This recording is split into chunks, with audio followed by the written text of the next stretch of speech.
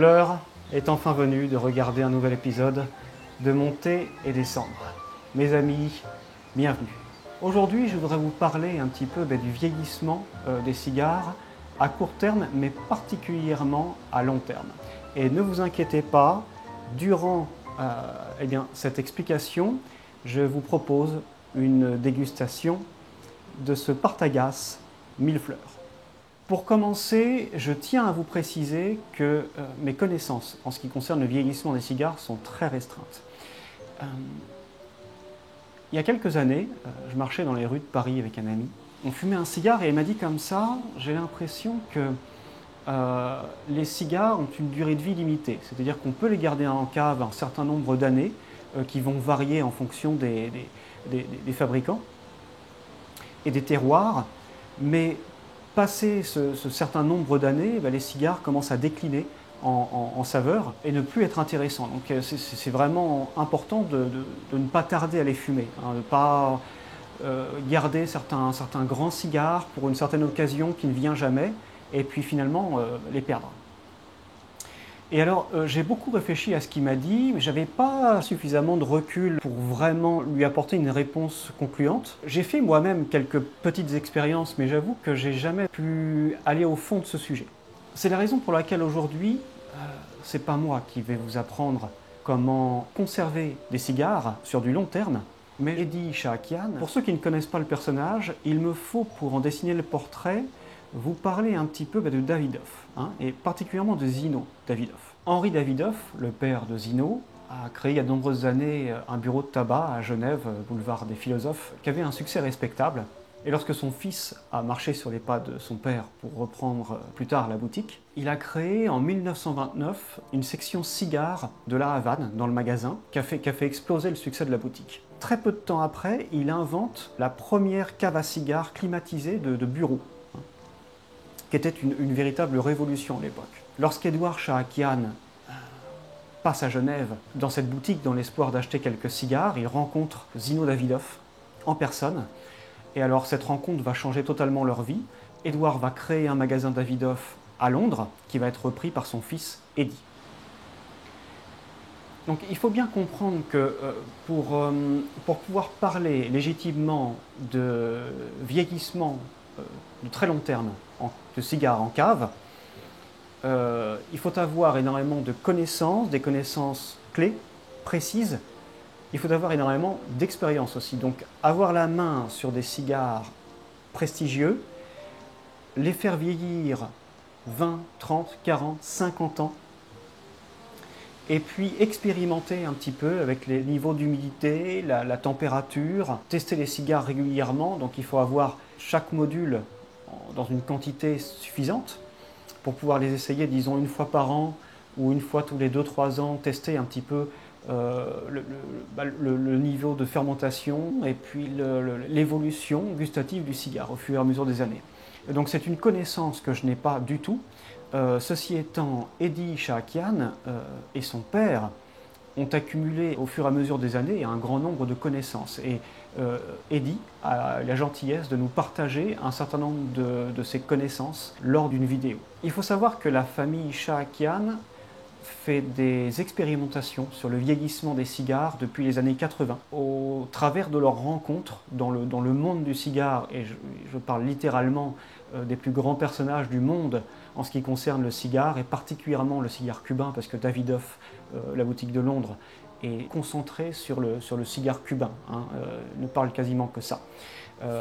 Évidemment, ils ont quelques cigares en République dominicaine, mais c'est une petite partie de leur intérêt, je dirais. Et donc c'est un savoir qui est précieux. Donc ce que je vous propose, c'est de reprendre complètement cette vidéo, de vous expliquer les traits grossiers de ce qu'Eddie essaie de nous présenter. Évidemment, je vous invite, pour ceux d'entre vous qui comprennent l'anglais, à regarder cette vidéo de vos propres yeux. Donc pourquoi ai-je choisi pendant que je parle de ce sujet précis, de fumer ce millefeuille de Partagás? Eh bien, ce cigare, il a une petite histoire. En 2019, juste avant le VOCI 91, le prix des cigares cubains montait en flèche. jusqu'à un niveau qui me semble vulgaire. Et ce jour-là, je me suis dit, j'achète une bonne poignée de cigares cubains et je ne sais pas avant combien d'années je vais en racheter, mais je ne pense pas être prêt d'en racheter. Et donc, ces millefeuilles de Partagas, parmi d'autres, il me reste encore quelques cubains, et j'en ai racheté récemment, j'ai craqué. Bon, évidemment, c'est une dégustation que je partagerai avec vous. Ce cigare, il a été un petit peu compacté dans sa boîte, donc vous pouvez voir qu'il a une forme carrée. La cape, je la trouve à la fois rustique et plaisante. Elle a cette empreinte d'artisanat, mais également mêlée de douceur et de chaleur. Donc c'est un petit Corona. Alors l'odeur est sublime. Oh, et l'odeur est sublime. Alors, les arômes, considérez dans tout ce que je vais vous dire à propos de l'analyse de ce cigare, qu'il a à l'heure actuelle environ, enfin je l'ai acheté il y a environ 5 ans, parce que c'était fin 2019. On a des arômes, écoutez, c'est un poivre qui est très fondu, on a des arômes crémeux, imaginez une vanille extrêmement crémeuse qui est très peu sucrée finalement, et très... Elle est douce et onctueuse, c'est fabuleux, fabuleux. Beaucoup d'épices, mais très subtil, pas complètement fondu. Une touche de caramel, ça me fait penser à des gourmandises, à des chouchous. Oui. Le caramel, lui, est un petit peu plus... Son arôme attaque un petit peu plus. C'est un caramel qui est presque un petit peu carbonisé, mais dans le bon sens du terme. Il garde tout son potentiel épicé et sucré, mais il attaque un petit peu plus.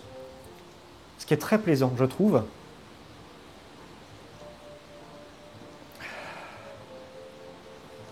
Mais là, comme d'ordinaire, on va avoir des arômes beaucoup plus végétaux, sur... ouais. Un arôme de tabac brun, un peu plus cuiré, boisé. Un boisé jeune, un boisé frais. Un boisé, oui, vert, jaune. Très intéressant. Il y a vraiment une belle distinction entre l'odeur de la cape et l'odeur du pied. C'est fantastique. Pour ce qui est du taux d'humidité du cigare, il plie au toucher, sans craquer, évidemment, parce que jusqu'à une certaine extension, tous les cigares plient, seulement certains se détruisent. Donc le taux d'humidité est parfait. Je vais l'ouvrir, on va l'ouvrir gentiment, avec un emporte-pièce, pour commencer. Je vais faire ça devant vous. Emporte-pièce de petite taille. Hop, je vais rapprocher ma main. Voilà, donc...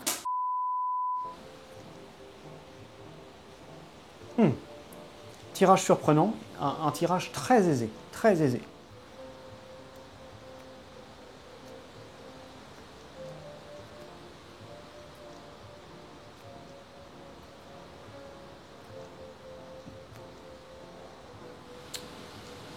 Je vais aller chercher mon cendrier. Oh.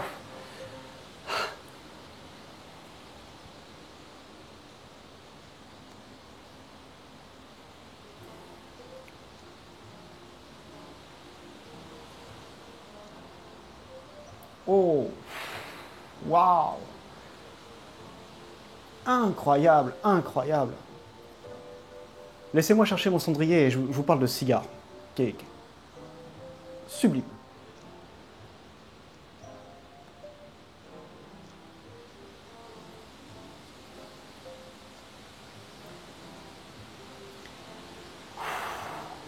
Alors, je vous dis toujours de ne pas vous fier aux premières saveurs, mais alors là, je ne peux pas m'empêcher de vous en parler. C'est floral, c'est très boisé, c'est épicé, mais alors Les épices sont d'une douceur, d'une onctuosité. C'est à la fois, vous avez une expression de caractère, mais qui se présente de façon avec une douceur, une simplicité, une évidence. C'est-à-dire que les arômes sont clairs, bien séparés. Les épices sont complexes, mais fins en même temps, d'une façon euh, fabuleuse. Alors je tiens à préciser que euh, de toute cette poignée de cigares que j'ai acheté en 2019, j'ai des Roméo et Juliette aussi, je crois, et puis je sais plus quoi. J'en ai pas fumé un seul. Hein, pour l'instant, j'ai tout gardé en cave en attendant une bonne occasion. Et cette occasion, puisque vous êtes là, et ben la voici. Fantastique. Donc laissez-moi vous parler, revenir à cette vidéo d'Eddie. Donc Eddie commence par nous dire I would argue for at least the first 3 to 5 years of the age of a cigar once it's been boxed.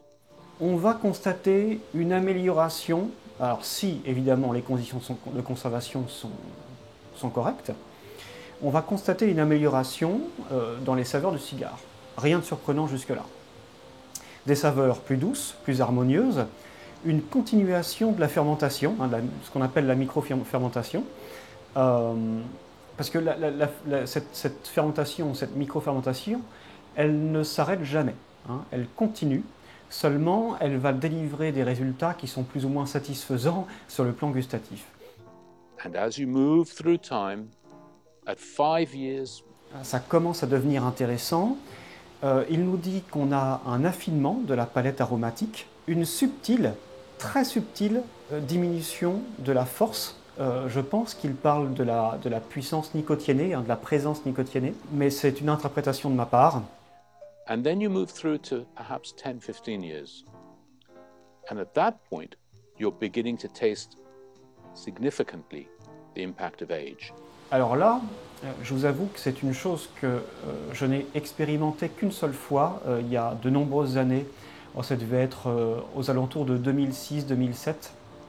Je me suis rendu avec un ami à Genève dans une boutique, disons qu'on ne trouve pas facilement, qui propose la vente de cigares qui ont déjà un certain âge, donc évidemment qui sont très bien encavés. Et alors dans cette boutique, on avait acheté, on avait rempli les valises. Hein.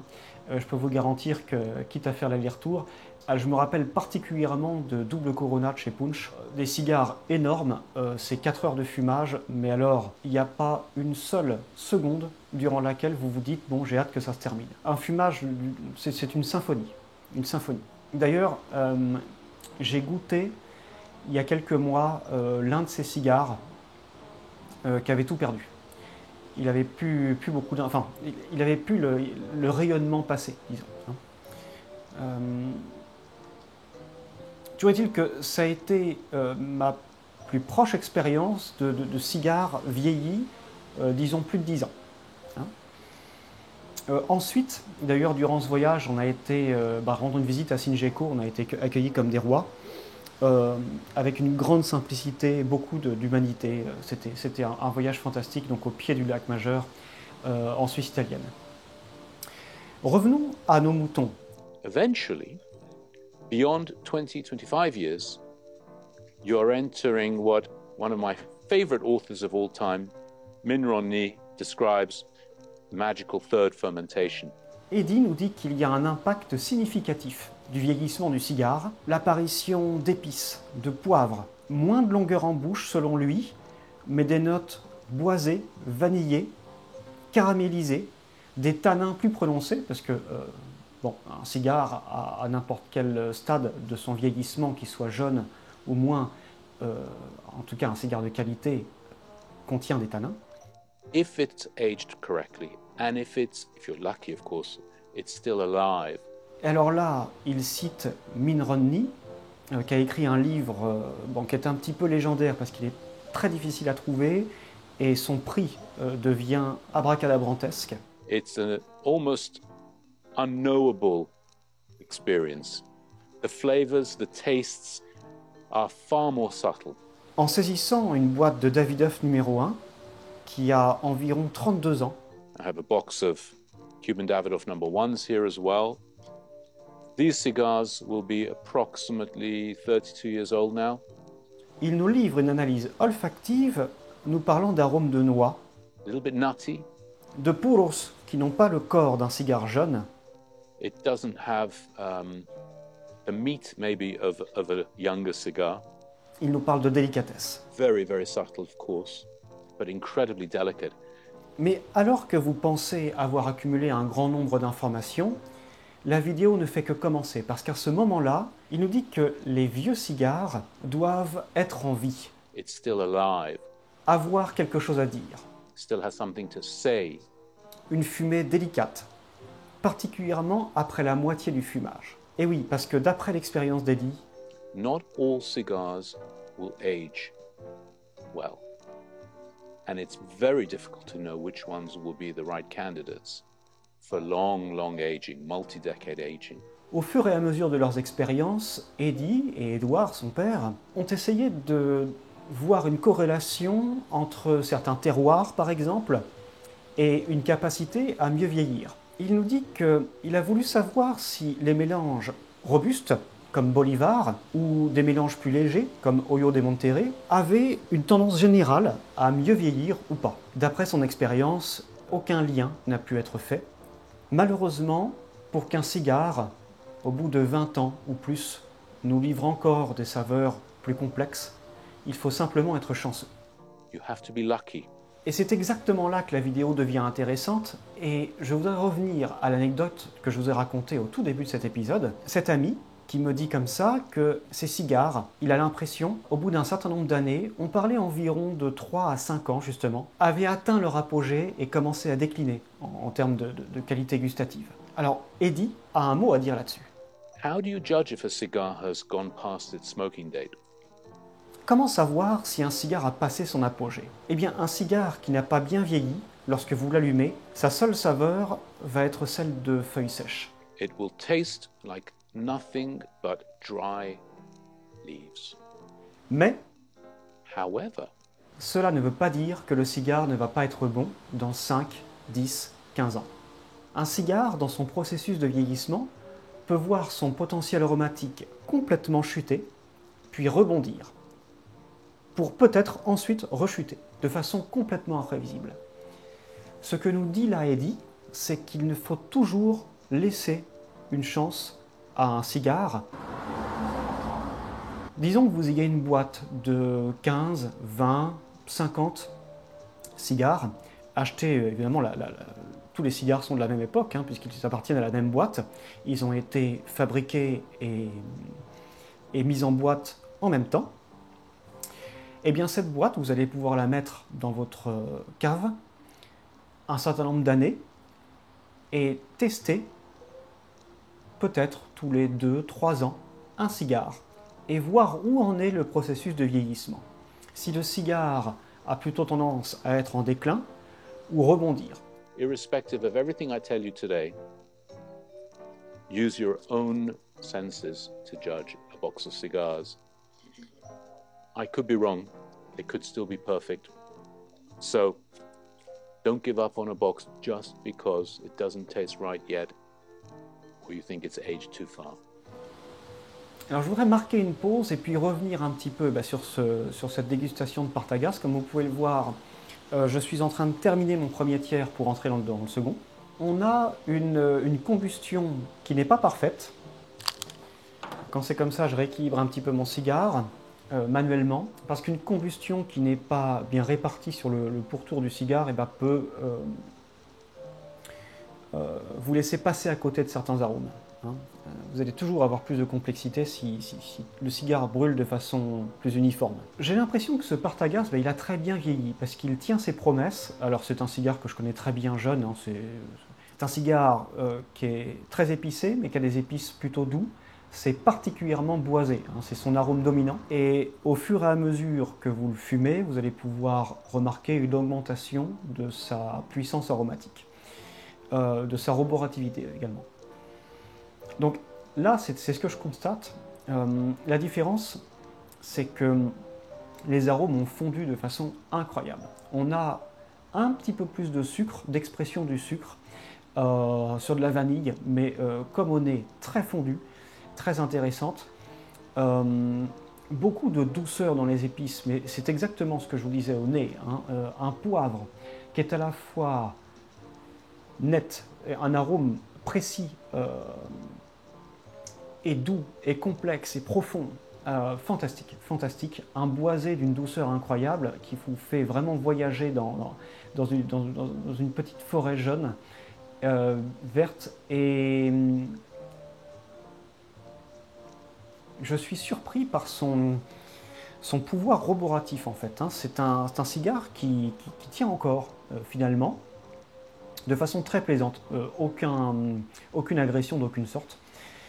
Un fumage très agréable. On a également dans cette fumée beaucoup de profondeur et on va retrouver des épices, je dirais, un peu plus exotiques.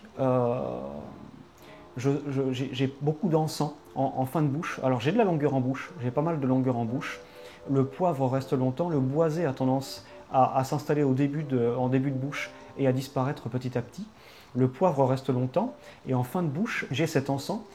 Ce qui fait une évolution en bouche qui est très intéressante, hein, avec ce mélange finalement de douceur et de roborativité. On est proche de ce que j'aurais envie d'appeler une perfection universelle, c'est-à-dire ce qu'une majorité de fumeurs vont vouloir retrouver dans un cigare, qu'on soit débutant, qu'on soit confirmé, qu'on soit qu'il s'agisse du matin, du soir.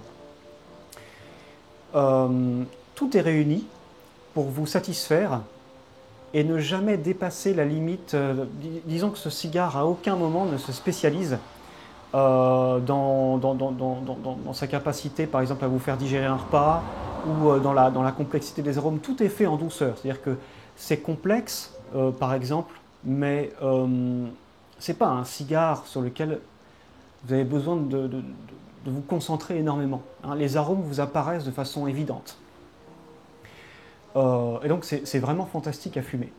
Mais même jeune, hein, le millefeuille, c'est un module que je vous encourage à partager. C'est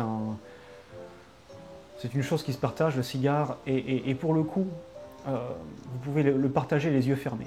Le problème qui est récurrent dans les cigares cubains, et particulièrement chez Partagas, je trouve, c'est l'inconsistance de la construction. C'est-à-dire que là, bon, j'ai la chance d'avoir un cigare qui tire très bien, mais on aurait pu avoir un cigare qui tirait moins bien, et on peut avoir quelques variations d'arômes d'un cigare à l'autre. J'imagine, mais c'est une théorie personnelle, qu'au fur et à mesure des années, justement avec le vieillissement, que les cigares ont tendance à se conformer à une certaine palette aromatique. Mais c'est une théorie. À ce propos, revenons sur cette vidéo d'Eddie. Okay, so you've decided to age your cigars. How do you do that? Comment conserver un cigare sur une longue période? Comme je vous le disais, la maison Davidoff de Londres, Eddie et son père font des expérimentations et s'inspirent aussi de grands noms du cigare. C'est un sujet à débat, donc je suis bien content de citer Eddie sur ce point. Dans une conservation traditionnelle de cigares, donc relativement jeunes, hein, ce que vous faites tous les jours. The traditional level of humidity and temperature that most people discuss for keeping cigars for smoking, which would normally be 70 relative humidity and 70 Fahrenheit, which equates to approximately 21 degrees centigrade. Alors chacun a un petit peu sa théorie personnelle en ce qui concerne la conservation d'un cigare, mais c'est pas ce qui importe. Ce que la maison Davidoff nous conseille pour une conservation longue, on entend par là au moins 10 ans, si c'est pas 15, 20, 30, etc.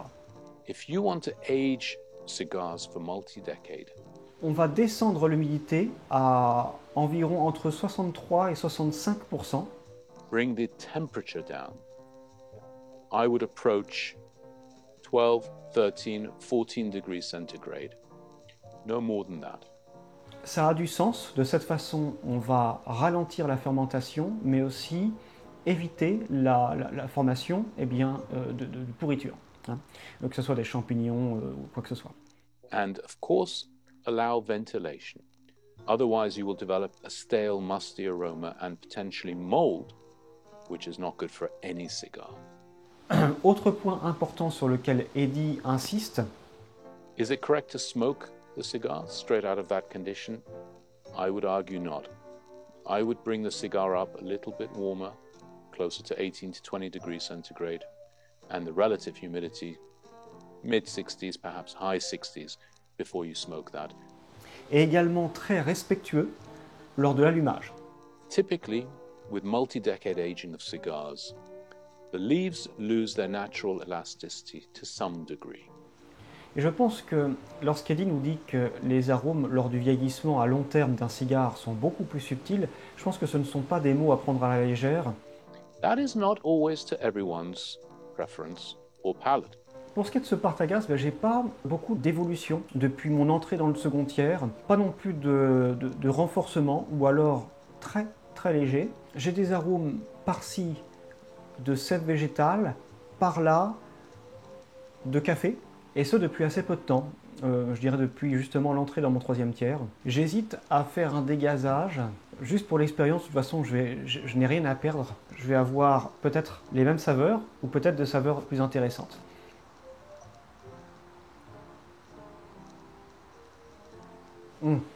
J'ai bien fait.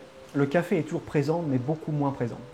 Il laisse place aux autres aspects de ce cigare, qui mérite un peu de place.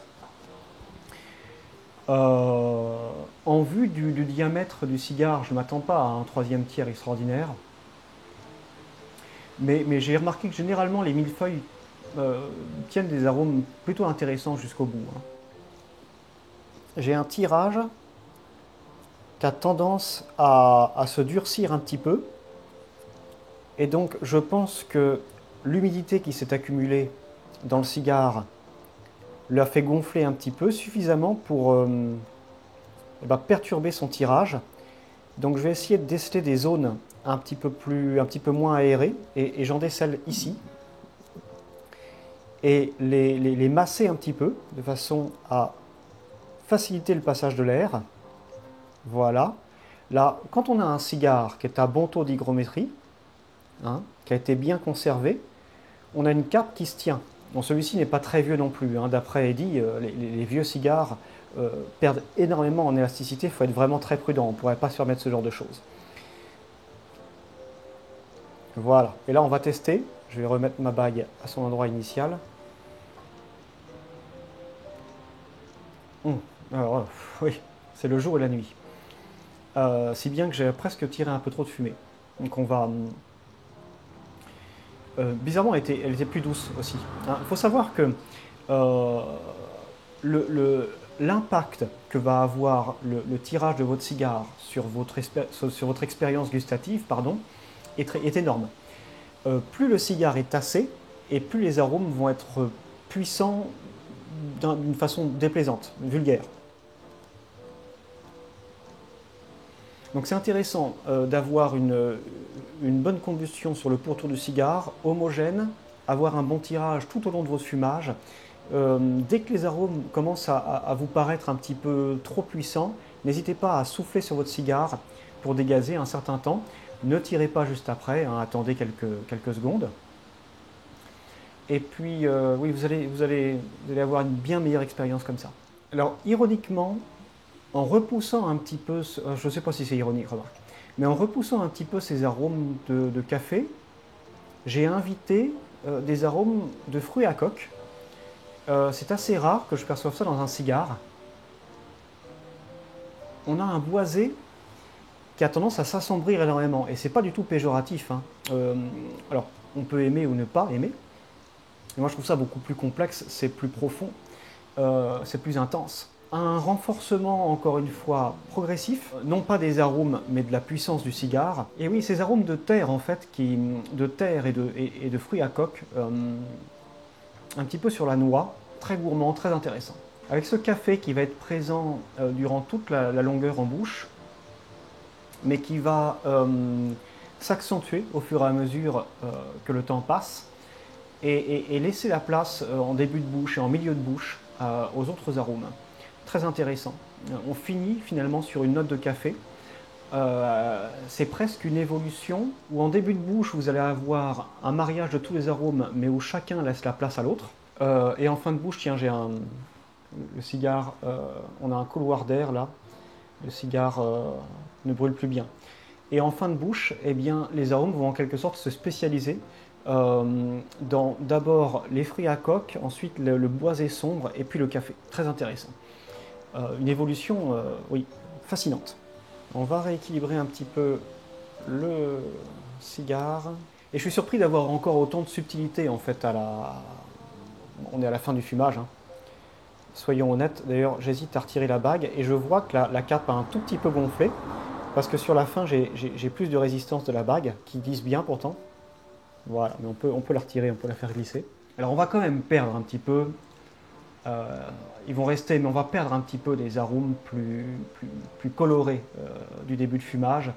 Ce boisé léger, jeune, cette jeune forêt en pleine effervescence.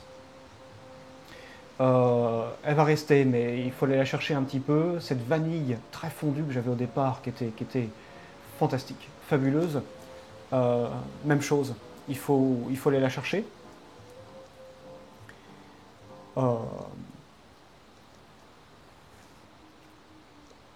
Mais encore une fois, j'ai l'impression que chaque nuance de cigare, jusqu'à la fin, a sa place. Elle est plus ou moins importante, mais elle est là. Écoutez mes chers amis, je ne pense pas que ce cigare ait beaucoup plus de secrets à nous livrer aujourd'hui. Si jamais c'est le cas, eh bien, je vous en ferai part. Je vous invite de ce pas à aller voir la vidéo d'Eddie Sharakian dont je n'ai pas livré tous les secrets. I hope this has been helpful for you.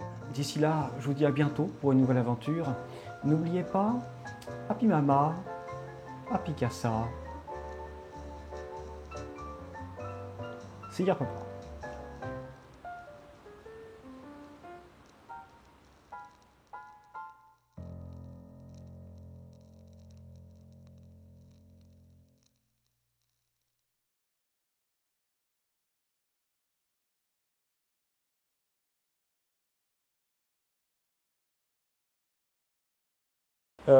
Il doit être 16h30, un truc comme ça. Une heure abominable pour commencer. Je travaille depuis 11h30 sur la vidéo. Ouh! Ok! Je voudrais parler avec vous un petit peu. Je suis en train de penser, c'est un Partagás millefleurs. J'ai peut-être dit millefeuille. Cette discussion qu'on avait eue. D'ailleurs, cette théorie que tu as, très intéressante. Non, mais c'est vrai. Moi, ça m'est resté, tu vois. J'y ai beaucoup réfléchi depuis que tu en as parlé. Selon laquelle les cigares, en vieillissant dans des conditions très correctes, dans une cave, etc., durant les premières années, ils vieillissent très bien, atteignent un certain pic. Don't give up on a box just because it doesn't taste right yet.